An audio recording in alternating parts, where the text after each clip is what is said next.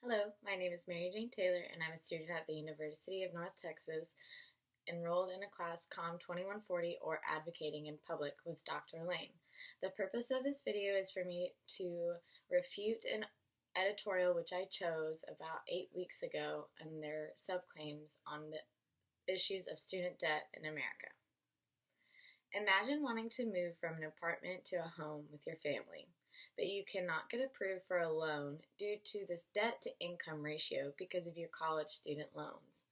Today, I am going to discuss how the New York Times editorial, A Lifeboat of Student Debtors, published on December 2nd, 2017, did not go into enough detail in their subclaims against student debt.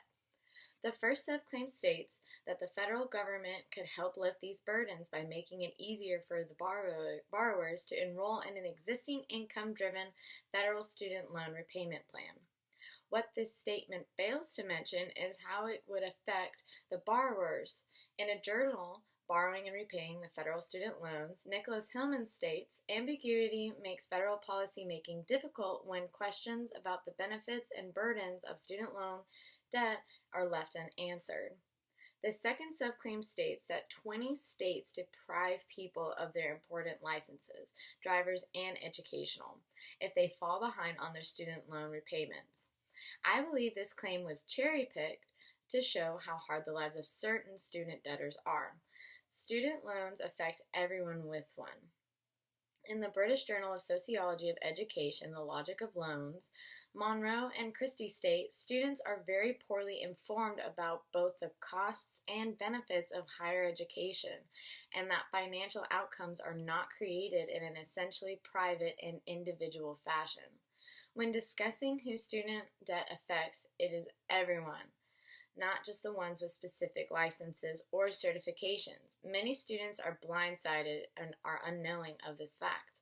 The third subclaim states that the state officials argue that these licensing policies are in the best interest of the taxpayers.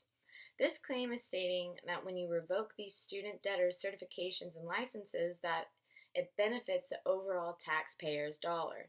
However, when taking away the one thing they need to earn money and make a living, it creates higher poverty rates because these people are no longer allowed to do what they've been trained to do. In the Journal of Economic Psychology, Student Attitudes to Student Debt, Davis and Lee state students were found to be a relatively low-income, high-debt group. So if it is in the best interest of the taxpayer to have a higher unemployment rate due to a few missed payments, it will only cause more heartache for the American economy.